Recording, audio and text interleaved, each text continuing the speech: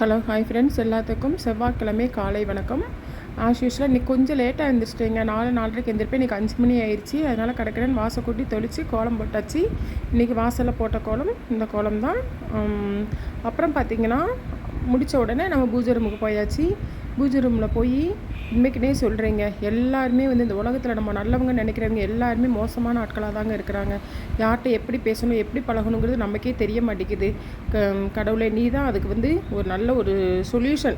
யார் எப்பேற்பட்ட மனுஷங்க அப்படிங்கிறத கொஞ்சமாச்சிலும் ஒரு 100க்கு ஒரு 10% காட்டு அப்படின்னு சொல்லி கடவுள்கிட்ட வேண்டிட்டு கிச்சனுக்கு வந்தாச்சு.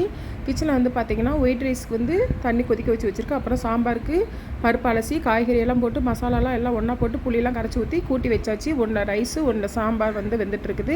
இது கூட இட்லி அவிச்சிடலாம் அப்படின்னு சொல்லிட்டு இட்லிக்கு ஊற்றி வச்சு நடுவில் ஒரு அடுப்பு இருக்கு இல்லையா, அதில் வந்து இட்லிக்கு வச்சாச்சு.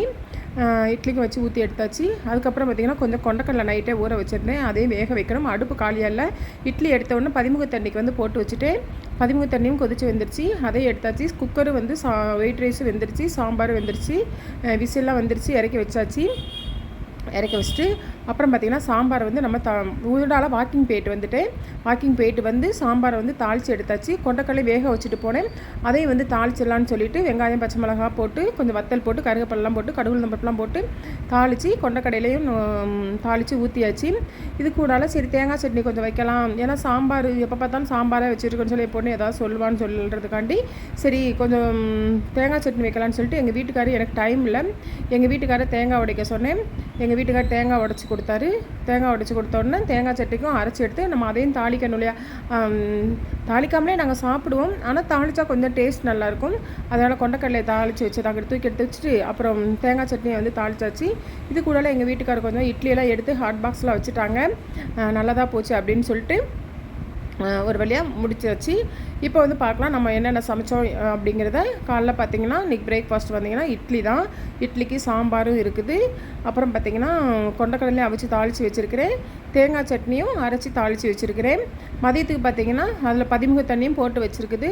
மதியத்துக்கு பார்த்திங்கன்னா ஒயிட் ரைஸ், இதில் கொஞ்சம் ரைட்டு வச்சு தக்காளி குழம்பு இருந்தது, அது அப்படியே அந்த கிண்ணத்திலே இருக்குது. மதியத்துக்கு ஒயிட் ரைஸு சாம்பார் கொண்டக்கடலை வேணும்னா வந்து ஊடால ஏதாவது ஆம்லேட் எதுவும் போட்டு சாப்பிட்டுக்கிறோம். அவ்வளோதான். பிரேக்ஃபாஸ்ட்டும் லன்ச்சு இதுதான். இன்றைக்கி வேலை வந்து இப்படி தாங்க எனக்கு முடிஞ்சிச்சு.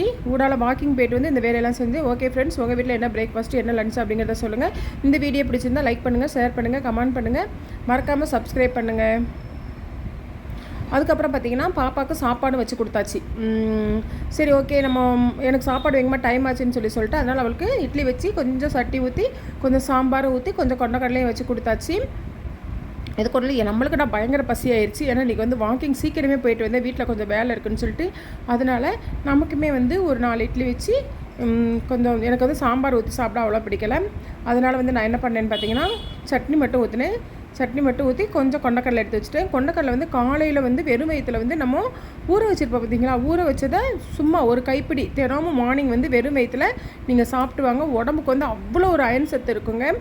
கொஞ்ச நாள் இதை விட்டுட்டேன். இப்போ சரி ஒரு வீக்லி ஒரு 2 டேஸாக சாப்பிடுவோம் அப்படிங்கிறதுக்காண்டி தான் இன்றைக்கி நான் கொண்டக்கடலை வச்சு வச்சேன். Okay friends, okay bye. இந்த வீடியோ பிடிச்சதா மறக்காமல் சப்ஸ்கிரைப் பண்ணிடுங்க.